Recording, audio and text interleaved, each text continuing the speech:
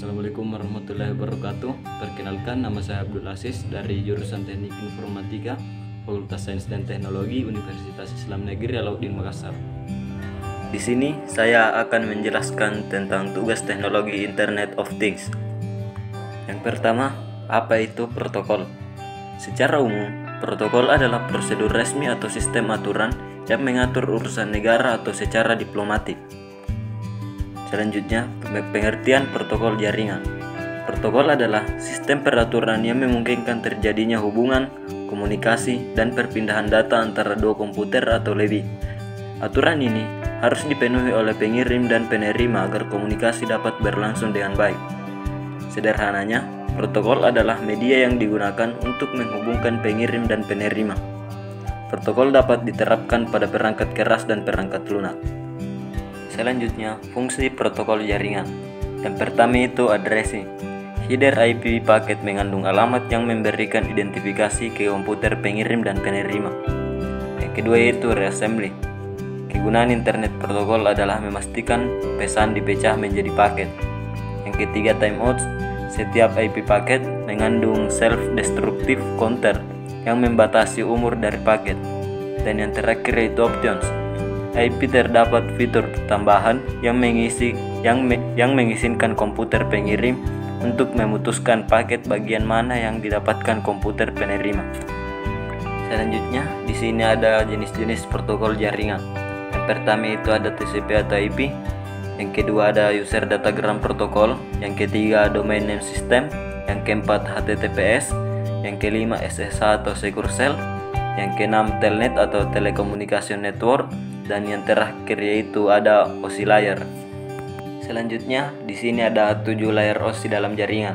Yang pertama itu application layer. Layer OSI ini paling berdekatan dengan end user. Layer ini bertanggung jawab atas pertukaran informasi antara program komputer seperti program email dan servis lain yang jalan di jaringan seperti server printer atau aplikasi komputer lainnya. Yang kedua ada presentation layer. Layer OSI ini bertanggung jawab dalam pengkodean dan konversi data dari application layer. Yang ketiga session layer. Layer OSI ini mempunyai tugas untuk menentukan bagaimana dua terminal menjaga, memelihara, dan mengatur koneksi. Yang keempat ada transport layer. Layer OSI ini bertanggung jawab untuk membagi data menjadi segmen, menjaga koneksi logika antar terminal, dan menyediakan penanganan error.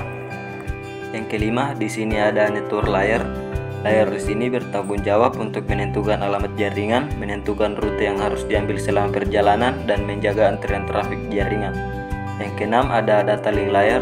Layer OSI ini mempunyai tugas untuk menyediakan link untuk data dan memaketkannya menjadi frame yang berhubungan dengan hardware kemudian didistribusikan melalui media.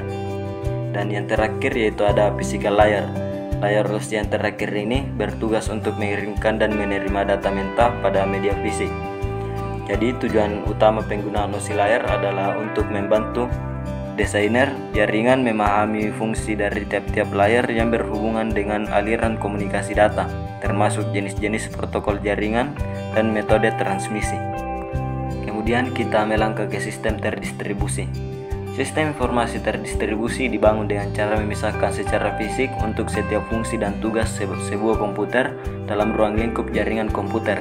Pemisahan antara aplikasi server dengan database server, serta komputer klien yang terhubung dalam jaringan area lokal terbatas atau yang dikenal dengan LAN atau Local Area Network, diharapkan dapat mengoptimalkan kinerja dari setiap komputer yang mengakses informasi.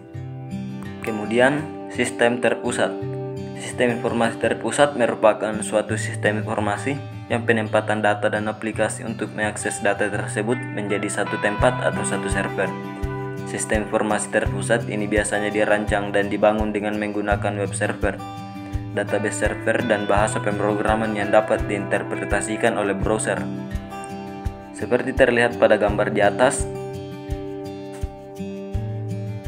dalam gambar tersebut tampak bahwa peralatan tambahan yaitu printer dan scanner terhubung langsung ke server sehingga setiap komputer klien yang akan melakukan pencetakan dokumen dapat melakukan pencetakan jarak jauh.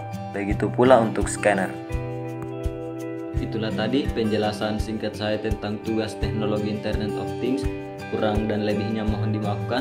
Assalamualaikum warahmatullahi wabarakatuh.